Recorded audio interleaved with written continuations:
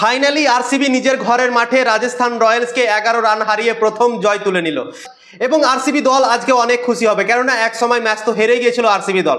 2 ওভারে মাত্র 18 রান প্রয়োজন ছিল এবং হিরো হয়ে বের হলো জস হেজেলউড। মাত্র 1 রান দিল এবং অসাধারণ বল করলো। 1 রান দিল সেই ওভারে এবং 2 উইকেট নিল এবং পুরো ম্যাচকে ঘুরিয়ে দিল। ধ্রুব জুরেল যে অসাধারণ ক্রিকেট খেলছিল রাজস্থানের তরফ থেকে, তাকে সেই ওভারে আউট করলো এবং পুরো ম্যাচকে 1 ওভারই ঘুরিয়ে দিল জস হেজেলউড। এবং জস হেজেলউড 4 ওভারে 33 রান দিয়ে 4 উইকেট নিল এবং অসাধারণ বল করলো জস হেজেলউড। এই ম্যাচটা শুধুমাত্র জস হেজেলউডের জন্যই জিততে পেরেছে, না তো আরসিবি দল আরো একটা ম্যাচ নিজের ঘরের মাঠে হেরে যেত। তো রাজস্থান রয়্যালস লাগাতার 3টে জিতা ম্যাচ হেরে গেল চেস করতে করতে। 3টে ম্যাচই তাদের জিতার ছিল একতরফা, কিন্তু লাস্ট মুহূর্তে গিয়ে 1-2 ওভারের মধ্যে কেন যে তারা ফিনিশিং লাইনটা ক্রস করতে পারছে না বুঝতে পারছি না।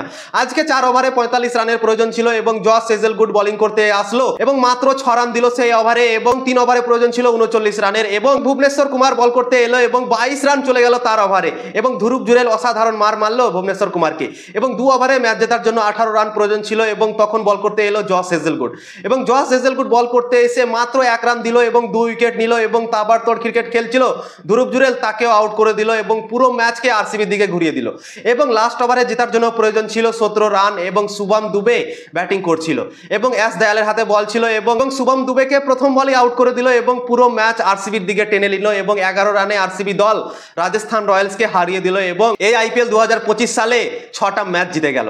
12 পয়েন্ট হয়ে গেল আরসিবি দলের এবং পয়েন্টস টেবিলে আরসিবি দল 3 নম্বরে জায়গা করে ফেললো। আরসিবি দল 9টা ম্যাচ খেললো, 9টার মধ্যে 6টা জিতে গেল এবং 3টে তারা হেরেছে এবং 12 পয়েন্ট নিয়ে তারা এখন পয়েন্টস টেবিলে 3 নম্বরে চলে গেল। তো অসাধারণ ক্রিকেট খেললো আরসিবি দল নিজের ঘরের মাঠে। আজকেও আরসিবি দল রাজস্থান রয়্যালসের সামনে টস হেরে গিয়েছিল এবং টস হারার পরেই ভয় লাগতে শুরু করেছিল আরসিবি ফ্যানদের, কেননা আরসিবি দল নিজের ঘরের মাঠে যখন টস হেরেছে তখনই ম্যাচ হেরে গেছে। এর আগে 3টে ম্যাচ আরসিবি দল টস হেরে গিয়েছিল এবং হেরে গিয়েছিল ম্যাচ। নিজের ঘরের মাঠে তারা একটাও ম্যাচ জিততে পারছিল না, কিন্তু আজকেও টস হেরে গেল এবং আরসিবি দলকে প্রথমে ব্যাটিং করতে হলো এবং অসাধারণ শুরুয়াত দিল আজকে বিরাট কোহলি আর ফিল সল্ট। অসাধারণ ক্রিকেট খেললো ফিল সল্ট, 26 রান করলো 23 বলে এবং বিরাট কোহলি 42 বলে করলো 77 রানের ইনিংস এবং অসাধারণ ক্রিকেট খেললো বিরাট কোহলি। বিরাট কোহলি যত তারিফ করবো ততই কম, কেননা বিরাট কোহলি এই বছর অসাধারণ ফর্মে আছে। এই বছর 9টা ম্যাচের মধ্যে 5টা 50 সে করে নিল। তো বিরাট কোহলি অসাধারণ ক্রিকেট খেলছে আরসিবি দল থেকে এই বছর।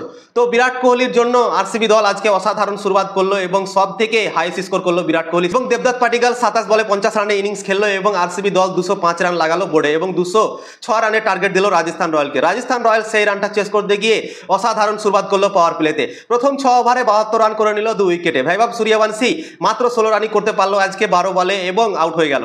তারপর এসএসবি জয়সওয়াল অসাধারণ ক্রিকেট আজকে খেলছিল, 19 বলে প্রায় 49 রানের ইনিংস খেললো আজকে এবং জস হেজেলউডের বলে সে আউট হয়েছিল আজকে এবং তারপর অসাধারণ কামব্যাক করলো আরসিবি দল, লাগাতার উইকেট নিল এবং অসাধারণ ভাবে বল করলো আরসিবি দলের হয়ে জস হেজেলউড। ডেথ ওভারে আরসিবি দলের হয়ে 2 ওভার করলেন এবং মাত্র 6 রান দিলেন এবং 3 উইকেট নিলেন। অসাধারণ ভাবে আরসিবি দলকে আজকে ম্যাচ জিতাল। তো আরসিবি দল রাজস্থান রয়্যালসকে 11 রানে হারিয়ে পয়েন্টস টেবিলে 3 নম্বরে চলে গেল।